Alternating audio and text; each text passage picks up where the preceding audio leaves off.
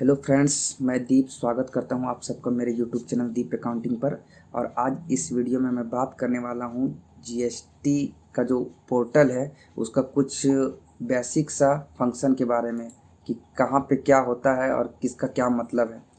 तो जैसा कि देख सकते हैं, ये जीएसटी का जो मेरा एक क्लाइंट का है, ये पोर्टल है, मेन पोर्टल। इसका मेन इंटरफेस ये है।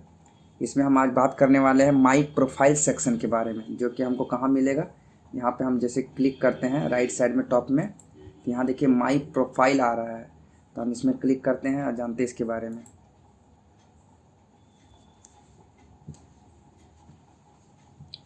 यहाँ पे सबसे पहला जो टैब है प्रोफाइल का है। यहाँ पे आप देख सकते हैं, यहाँ पे GSTN नंबर शो हो रहा है। मतलब कि यहाँ पे जो ये जो नंबर आपको दिख रहा है, ये इसका इस पार्टी का जो है वो GST नंबर हो गया। ये आपको टॉप में भी यहाँ पे शो हो रहा होगा, ये इसका GST नंबर है। उसके बाद है यहाँ पे legal name of business, means कि पैन नंबर जो होता है उसमें जो भी नाम है वो होता है लीगल नेम, और एक होता है ट्रेड नेम। मतलब कि उस इंसान का जो पैन नंबर है उसका वो तो हो गया लीगल नेम, लेकिन हो सकता है वो अपना बिजनेस का कुछ और नाम रखना चाहता हो, तो वो उसको बोलते हैं ट्रेड नेम। तो पैन नंबर हो गया लीगल नेम, और ट्रेड नेम हो गया जो अपने मर्जी से वो रखना चाहता है। ये उसका सेंट्रल जुरिस्डिक्शन हो गया, या स्टेट जुरिस्डिक्शन हो गया। मीन्स कि उसका जो भी मतलब टैक्स ऑफिसर है जीएसटी का, उसका मेन जो जोनल ऑफिस वगैरह जो होता है, डिवीजन रेंज जो होता है वो उसका रांची होता है। तो और स्टेट का जहाँ पे भी है, सर्कल रांची साउथ है, मतलब सबका एक डिपार्टमेंट होता है। जैसे कि पहले मान लीजिए कुछ भी क्वेरी वगैरह होता है या नोटिस वगैरह जो हम लोग को रिसीव होता है, वो पहले हम लोग को, जैसे कि हम अगर धनबाद का बात करें तो धनबाद में स्टेट का अलग है, सेंटर का अलग है। तो उसी तरह से मतलब अगर मान लीजिए सेंटर का अगर हम बात करें, तो कभी कभी ऐसा भी होता है कि धनबाद से ही वो हमको जीएसटी आईडी हो अगर कुछ अप्रूव हो जाता है, और कभी कभी रांची से होता है, कभी कभी बिहार से होता है। तो सेंटर जो है वो विद इन इंडिया जो वो मतलब घूमते रहता है। लेकिन जो स्टेट है, स्टेट वाला जो भी मेरा नज़दीकी जो सर्कल होता है वहाँ पे वहाँ वहीं से मतलब डील होता है। जैसे धनबाद से अगर डील होता है और धनबाद के अगर नहीं हो पाया तो वो रांची से होता है। उसके बाद है यहाँ पे डेट ऑफ रजिस्ट्रेशन, मीन्स कि ये जो पार्टी है मेरा, उसका जीएसटी नंबर कब रजिस्ट्री हुआ था, तो वो हो गया जैसे 19 अगस्त 2019। तो यहाँ पे आपको डेट ऑफ रजिस्ट्रेशन उसका डिटेल्स मिल जाएगा। उसके बाद यहाँ पे कॉन्स्टिट्यूशन ऑफ बिजनेस, मीन्स कि ये जो मेरा फर्म है या कंपनी है या प्रोप्राइटरशिप जो भी है, उसका ऑनर क्या है, मतलब वो मतलब उसका कॉन्स्टिट्यूशन क्या है। जैसे कि प्रोप्राइटरशिप उसको बोलते हैं जिसमें मतलब वो अकेला मालिक हो, इंडिविजुअल हो, उसमें कोई पार्टनरशिप नहीं है। अगर पार्टनरशिप है तो दो या दो से ज़्यादा हो सकता है। अगर मान लीजिए कोई कंपनी हो सकता है यहाँ पे, तो यहाँ पे आप ये यहाँ पे जो कॉन्स्टिट्यूशन ऑफ बिजनेस है, ये यही चीज़ शो करता है कि उसका जो कॉन्स्टिट्यूशन क्या है बिजनेस का, सोल प्रोप्राइटरशिप है या पार्टनरशिप है या कंपनी है, फर्म है, ये सब यहाँ पे शो करता है। उसके बाद यहाँ पे पूछ रहा है टैक्स पेयर टाइप। यहाँ पे हमको दिख रहा है रेगुलर।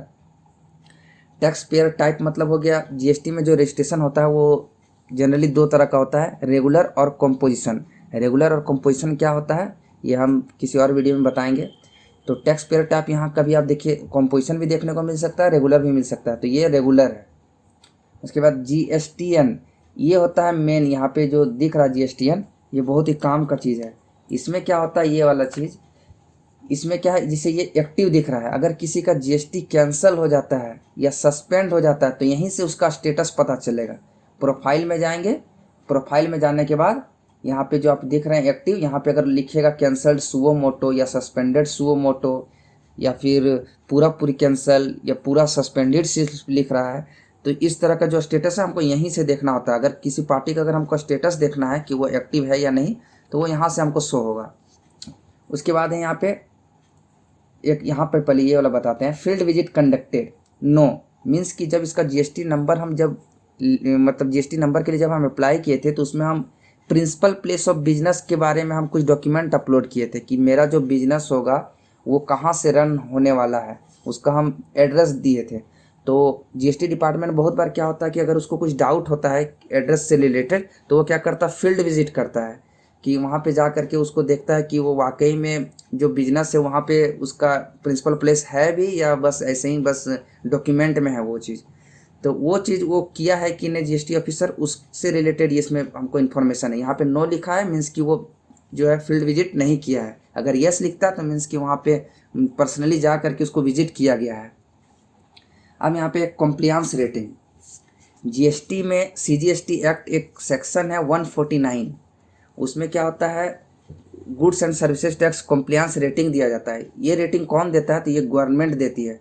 किस बेस पे? जैसे हम लोग जोमेटो या स्विगी वगैरह से कुछ भी ऑर्डर करते हैं तो हम लोग, अगर हम लोग को खाना वगैरह पसंद आता है या हम लोग फीडबैक देते हैं, रेटिंग देते हैं 5 में कि 4 देना है, 3 देना है।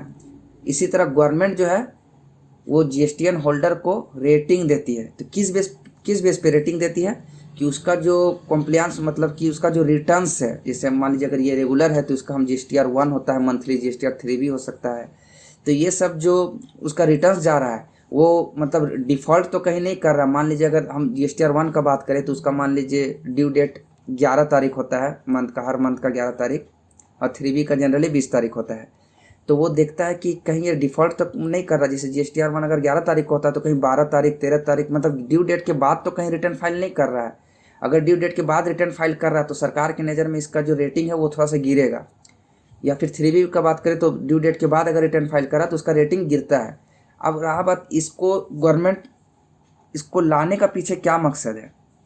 कॉम्प्लियंस रेटिंग क्यों देना चाह रहा है? अभी ये पूरी तरह से एक्टिव नहीं है लेकिन ये एक्ट में है, ये कभी ना कभी एक्टिव होगा ही होगा। तो यहाँ पे आप उसका रेटिंग भी चेक कर सकते हैं। मीन्स कि अगर हम इसका जीएसटी नंबर से, जो कि यहाँ पे दिख रहा है, इसका जीएसटी नंबर से आप अगर उसको हम सर्च करेंगे जीएसटी नंबर से, ये जीएसटी नंबर से, तो उसका कॉम्प्लियंस रेटिंग भी दिखेगा। अभी नहीं दिखेगा लेकिन ये जब गवर्नमेंट पूरी तरह से इसको एक्टिव कर देगा तो आपको दिखेगा। इसका लाने का मकसद क्या है गवर्नमेंट का? तो बहुत बारी ऐसा होता है कि जीएसटी में कि बहुत कोई फ्रॉड करता है जीएसटी में, बस नंबर ले लिया, माल बेचा नहीं बेचा, अगला को इनपुट पास कर दिया लेकिन खुद रिटर्न फाइल नहीं कर रहा है। जीएसटीआर 1 फाइल कर भी दे रहा है लेकिन जीएसटीआर 3 भी फाइल नहीं कर रहा है। और जीएसटीआर 3 भी अगर फाइल नहीं कर रहा तो सरकार को टैक्स नहीं मिल रहा है, लेकिन वो इनपुट जो है वो अपना जीएसटीआर 1 फाइल करके पास ऑन करते जा रहा पार्टी को। तो इस तरह से फ्रॉड से बचने के लिए क्या हुआ है कि गवर्नमेंट कॉम्प्लियंस रेटिंग देता है, जिससे कि मान लीजिए जो भी बायर होगा वो क्या करेगा, पहले इस जीएसटी नंबर से पहले उसके बारे में सर्च करेगा, उसका रेटिंग देखेगा क्या है, गवर्नमेंट उसको रेटिंग क्या दिया है। अगर मान लीजिए वो अपना रिटर्न अगर फाइल नहीं करता है और उसको मान लीजिए सेक्शन 46 के अंदर रिटर्न टू डिफॉल्टर्स का नोटिस आता है तो उस केस में उसका रेटिंग ख़राब होगा। अब जब उसका रेटिंग ख़राब होगा तो जो स्मार्ट बायर्स है, स्मार्ट कंज्यूमर्स है, उस पार्टी से माल परचेज नहीं करेगा, तो कहीं ना कहीं उसका बिजनेस जो है वो इफेक्ट कर जाएगा। तो इसीलिए गवर्नमेंट कॉम्प्लियंस रेटिंग का ये जो चीज़ है वो मतलब इसको यूज़ में लाएगा। अभी नहीं है फ़िलहाल, लेकिन ये कभी ना कभी आएगा ही, इन फ्यूचर 100% आएगा ही। धीरे धीरे ऐसे भी जीएसटी में बहुत सारा चेंजेस हो रहा है तो इसको भी गवर्नमेंट लाएगी। तो इसी मतलब इसका यही काम है कॉम्प्लियंस रेटिंग देने का, ताकि जो बायर्स हो उसको परेशानी ना हो इनपुट लेने में। उसके बाद यहाँ पे है name of the proprietor, director, अगर कंपनी होगा तो उसका डायरेक्टर्स होगा, पार्टनरशिप होगा तो उसका पार्टनर का डिटेल। तो यहाँ पे जैसे यहाँ पे एक नाम शो हो रहा है प्रीतम कुमार सिन्हा, तो हमारा जो कंपनी है ये जो प्रोप्राइटरशिप है उसका प्रोप्राइटर है प्रीतम कुमार सिन्हा, जो भी इसका बिजनेस है उसका ऑनर है प्रीतम कुमार सिन्हा। अब यहाँ पे है नेचर ऑफ बिजनेस एक्टिविटी। अब ये जो है इस बिजनेस जो है इसका नेचर क्या है, तो इसका बिजनेस जो है रिटेल बिजनेस है, होलसेल हो सकता है, रिटेल हो सकता है। तो वहाँ पे ऑप्शन दिया रहता है आप जो भी चुने, तो यहाँ पे हम रिटेल बिजनेस चुने हुए हैं तो यहाँ पे ये हमको चुनने दिया है, तो हम यहाँ रिटेल और अदर्स चुने थे तो वो उसको 1 और 2 हमको दिखा रहा है। उसके बाद है nature of core business activity, यहाँ पे दे रहा है ट्रेडर, मतलब ये क्या क्या चीज़ में डील करता है, तो ये ट्रेडिंग करता है। ट्रेडिंग करता है तो वो होलसेल ट्रेडिंग नहीं करता है, रिटेल ट्रेडिंग करता है, तो यहाँ पे ये रिटेल ट्रेडिंग चुना गया है। तो ये सब सारा समझ में आ गया। अब आते हैं place of business. Place of business में यहाँ पे जो भी उसका एड्रेस जो हम रजिस्ट्रेशन करने के टाइम पे पुट किए होंगे उसका डिटेल्स यहाँ पे शो करेगा। यहाँ पे जैसे आप देख सकते हैं C46 second floor Harmu housing colony Ranchi. तो ये जो हमारा जो क्लाइंट है ये रांची का पार्टी है, ये मशीनरी आइटम्स में डील करती है, तो इनका यहाँ इससे इसका बिजनेस सारा डील होता है। तो यहाँ इसका एड्रेस दे दिया गया है, यही है प्लेस ऑफ बिजनेस। उसके बाद है कॉन्टैक्ट्स।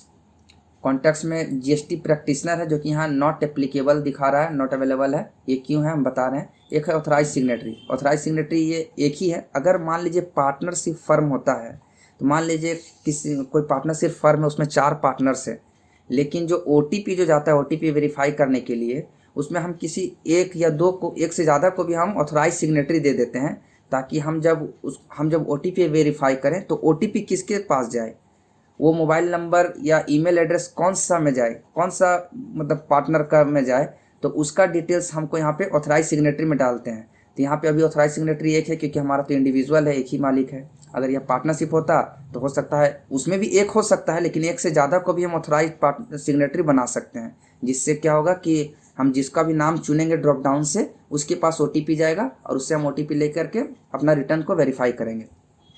दूसरा केस क्या होता है, जीएसटी प्रैक्टिशनर। एक होता है जीएसटी प्रैक्टिशनर। जीएसटी प्रैक्टिशनर का एग्ज़ाम्स वगैरह होता है, उसमें मतलब एग्ज़ाम वगैरह दे के अगर आप क्वालिफाई कर जाओ उसमें, तो गवर्नमेंट क्या है आपको एक सर्टिफिकेट इशू करेगी कि आप जीएसटी प्रैक्टिस कर सकते हैं। तो उसमें क्या है कि जीएसटी प्रैक्टिशनर वाला में अगर हम मतलब ये जो एरे ट्रेडिंग कंपनी है, ये अगर ऑथराइज सिग्नेटरी उसको देती है जीएसटी प्रैक्टिशनर को कि आप मेरे बिहाफ में मेरा जीएसटी का रिटर्न्स वगैरह लगा सकते हो, नोटिसेस का रिप्लाई कर सकते हो, तो उस केस में जिस भी जीएसटी प्रैक्टिशनर का हम नाम इशू किए होंगे, उसका डिटेल यहाँ पे आएगा, name, mobile number, email address. उस केस में हमको ओटीपी वेरीफाई करने के लिए ऑथराइज सिग्नेटरी का कहीं से भी कोई ज़रूरत नहीं है।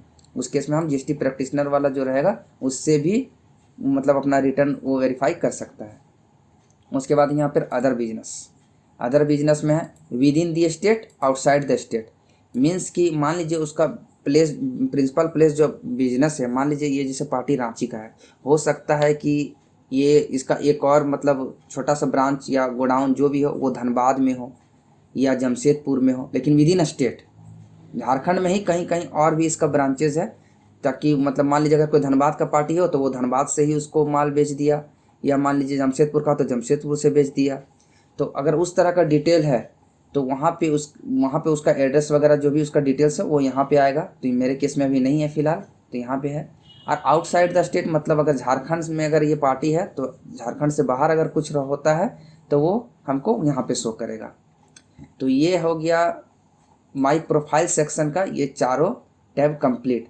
हम आगे का वीडियोज़ में और भी बताएंगे कि नोटिस कैसे देखना है। अगर जीएसटी में जो नोटिस आता है तो उस नोटिस को कैसे देखें, उसका रिप्लाई कैसे करें, जीएसटी का कैश लेजर कैसे चेक करें, उसका क्रेडिट लेजर यानी इनपुट जिसको बोलते हैं उसको चेक कैसे करें, पासवर्ड वगैरह चेक कैसे करें, आधार ऑथेंटिकेशन कैसे करें, मतलब डीएससी रजिस्टर कैसे करें, ये सारा चीज़ का हम 1 बाय 1 जैसे यहाँ पे आप देख सकते हैं सर्विसेज में, इसमें आपको रजिस्ट्रेशन सेक्शन दिख रहा है।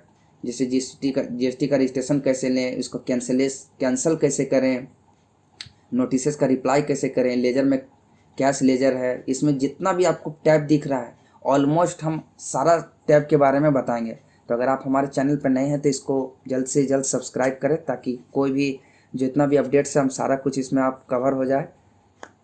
तो आशा करता हूँ ये वीडियो में मैंने जो भी बताया वो आपको सारा चीज़ समझ में आया होगा। अगर कहीं पे अगर कुछ नहीं समझ में आया है तो कमेंट में हमसे पूछ सकते हैं, हम उसका एक वीडियो के थ्रू हम आपको सारा डिटेल्स समझा देंगे।